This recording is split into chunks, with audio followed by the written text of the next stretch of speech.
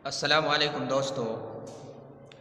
पहलो पार्ट तो तमन्ने देख ही लियो कि मेव कौम जो है वो आर्यन छत्री राजपूत कौम है। अब वह छत्री कौम की भी बहुत सारी शाख ही, उनमें से जो है 6-7 शाख वो मेव हैं और वह कौन कौन सी हैं वो भी मैंने बता दी ही। लेकिन उन शाखन में से यानी जो 6-7 शाख हैं उनमें से कौन कौन सी गुवत और कौन कौन से पाल निकली हैं वह मैं आप हजरात अनु बता दूँ।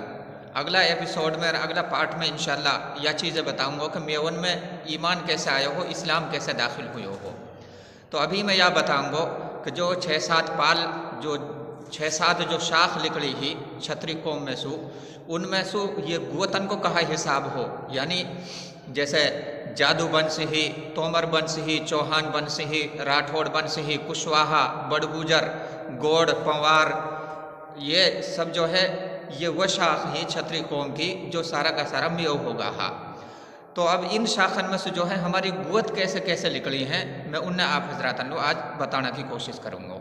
देखो, जादू वंश जो ही वह में से 5 पाल निकली हैं जो बड़ी बड़ी पाल मानी जावे हैं। वो पाल हैं, उनमें छोटी छोटी गुवत भी हैं जिन्हें हम बहुत कम जाने हैं, लेकिन पालन ने हम अक्सर सारा का सारा जाने हैं। अब वो कौन कौन से निकली हैं? जादू वंश में सु छिरकलोत निकला है, डैमरोत उनमें सुई है, दूलोत भी उनमें सुई है, और पूंदलोत भी उनमें सुई हैं, और नाई भी उनमें सुई हैं। फिर आगे जाके उनमें सुई गोरवाड़ भी उनमें सुई हैं, और खानजादा भी उनमें सुई हैं। तो ये सब का सब जो है जादू वंश की पाल हैं, जिनसे आज हम गुवत कहे हैं, ये असल में पाल हैं। तो ये जादू वंश की पाल हैं। ऐसे ही जो तवार वंश ही या तोमर वंश ही वह में से जो है बालोत निकला है, लिंडावत निकला है, रेटावत निकला है, और देढ़वाल निकला है। ये सारी पाल जो हैं ये तोमर वंश की हैं। तो मेरे भाई नामन में कोई गड़बड़ ज़रूर हो सके है, थोड़ी बहुत काइनों को लिखना में और बोलना में थोड़ा सा फ़र्क आ जावे है। तो काई का वहाँ में अगर थोड़ा बहुत कोई फ़र्क आ जावे बोलना में तो भाई माफ़ कर दीजिए, यह चीज़ है। आगे जो है चौहान वंश ही, तो वहाँ में से जो है ये निकला है पहाट, यानी पहाटन के जो पाल है ये चौहानन में से निकली है। चौहान वंश में से जो छत्री कौम की चौहान शाख ही वहाँ में से पहाट निकला है, और इनमें से ही फिर ये कमाड़िया निकला है, कमाड़िया जनसु कहे हैं। तो ऐसे ही जो राठौड़ वंश ही वह में से कलीसा निकला है। कलीसा ने तो शायद हम जानता भी ना होंगे, लेकिन मैं आगे बता दूंगा कि इन जो गोत जन्ने में बता रहा हूँ, जन पालन ने जन्ने बता रहा हूँ मैं, इनका कितने गांव हा और कहाँ कहाँ ये आबाद ही उन्हें इंशाल्लाह आगे मैं बताऊँगा। तो बहरहाल राठौड़न में से जो है कलीसा निकला हा। कुशवाहा एक वंश ही छत्री कौम की, वह में से दहंगड़ निकला हा, दहंगड़ पाल जो है। ऐसे बड़गुजर जो हैं ये बड़गुजर एक वंश ही वह में से बड़गुजर भी निकला है, और सिंगल भी वह में से निकला है। आगे जो है एक गोड़ ही, तो वह गोड़ में वह से गोरी भी कहें, गौर भी कहें, तो वह में से जो है गोरी निकला है। इन गोरी ने भी हम अक्सर ना जाने, ये दिल्ली में आबाद हैं, हम इन्हें ना जान रहे थे बढ़िया तरह। पंवार, इन पंवार में से जो है पंवार निकला है, और एक चालूक वंश ही वह में से चालुकिया निकला है। तो ये सारी वो वंश है जो छत्री कौम की 6-7 वंश जो मुसलमान होगी ही मेवन जनसु मेव कौम आबाद है। तो उन वंशन में से, उन वंशन में से जो है ये हमारी पाल और ये हमारी गोत निकली है जो मैंने आप लोग बताई ही। अब मैं यह चीज़ें बताऊंगा कि कौन सी गोत का कितने गांव अब ना 700 साल पहले हा, यानी सन 1300 ईस्वी में मेवन की कितनी बड़ी आबादी ही। मैं आप लोग पहले इलाका बता दूं। मेवन को इलाकों व टाइम पे अलवर से लेके और पूरा सिंध तक आबाद हो, नुलु आगरा से लेके और ये सारा अजमेर, उदयपुर, ये सारा यहाँ इन सबन में जो है मेव आबाद हा। तो बहरहाल मेवन का कितना गांव हा और कौन सी गोत का कितने गांव हा उनमें मैं भी आप सबन लो बता दूँ। सबसे पहले तो जो है छिरकलोत है जो ये जादू वंश में सु है, तो यह का 95 गांव व टाइम पे मौजूद हा। डैमरोतन का 757 गांव मौजूद हा। दूलोतन का 360 गांव मौजूद हा, और पूंदलोतन का 84 गांव मौजूद हा, और ऐसे नाइन का 210 गांव मौजूद हा। अब जो है पंवार वंश में सुजे बालोत हैं, बालोतन का 210 गांव मौजूद हा। लिंडावत इनका भी 210 गांव हा। रिटावत इनका 12 गांव मौजूद हा, और देढ़वाड़ इनका भी 210 गांव मौजूद हा। राठौड़ वंश में सु कलीसा हैं, इनका कुल में 12 गांव मौजूद हा वह टाइम पे। कुशवाहा इनमें से दहंगड़ है, तो दहंगड़न का भी 210 गांव मौजूद हा। बड़गुजरन में से सिंगल है, सिंगलन का भी 210 गांव मौजूद हा। और गोड़न में से गोरी हैं, उनका कुल में 12 गांव मौजूद हा। और इनका आगे जो 2-4 और हैं इनका गामन को इथे का अंदाजो ना है। तो बहरहाल वह टाइम पे जो मेवन का गामन की तादाद और शहर और कस्बान की तादाद ही वो 2566 ही। अब हम अंदाज़ो लगाएं कि कितनी बड़ी मेवन की तादाद ही जो सारा मुल्क में और ख़ासतौर से सिंध तक, और बाज़ ने तो कहा है कि कराची से लेकर लाहौर तक भी इनकी ही आबादी थी, और दिल्ली से लेकर के आगरा तक और अजमेर तक, उदयपुर तक, ये सारे यहाँ मेव आबाद थे। तो मेरे भाई 2566 गाँव बहुत बड़े हैं। तो ये मेवन की तादाद ही वह टाइम पे। अब अगर वही सारा का सारा मेव मौजूद होता तो कितनी बड़ी तादाद बन जाती।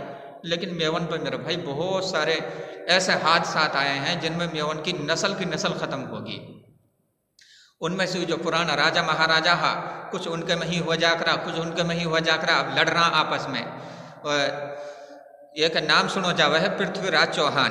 तो पृथ्वीराज चौहान की तरफ जो है ये जादू वंश का जो है, इनमें से जो ये खानजादा हा और भी कई गुआ थी, ये तो वहाँ की तरफ हो जाकरी ही। और एक मेवात को राजा हो तो कुछ वाक़े में ही रह करी है। तो इन दोनों के आपस में लड़ाई होगी तो मेरे भाई आपस में मेव कट के मरा हा।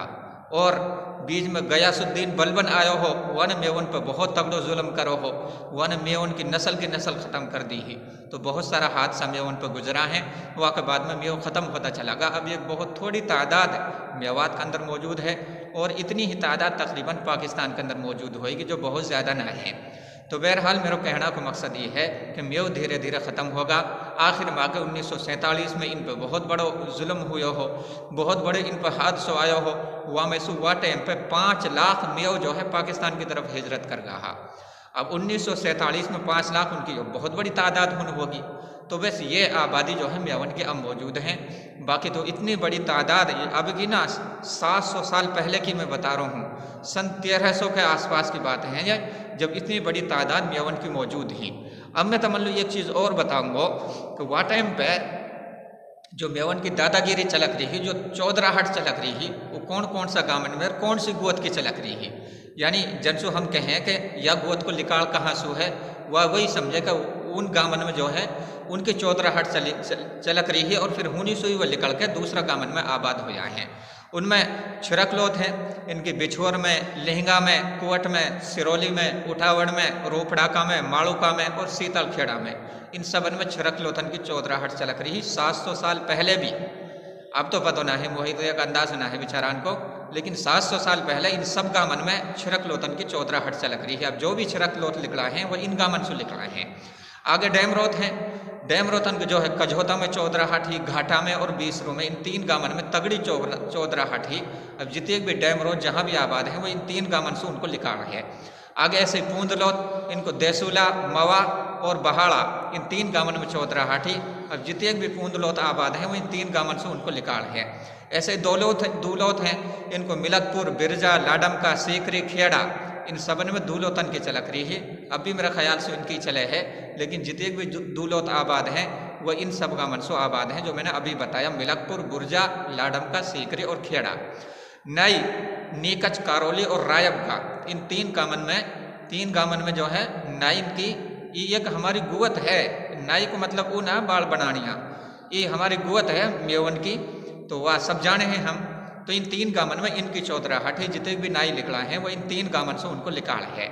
ऐसे पहाड़ जो है इनके मेव खेड़ा में तगड़ी चौधराहट ही। और अब तो पूरा पहाड़वाड़ा आबाद है अल्हम्दुलिल्लाह। तो वह टाइम पे जो है मेव खेड़ा में इनकी चौधराहट ही। अब जितने भी मेव निकला है वह या मेव खेड़ा से निकला है, जितने भी पहाड़ निकला है वो मेव खेड़ा से निकला है।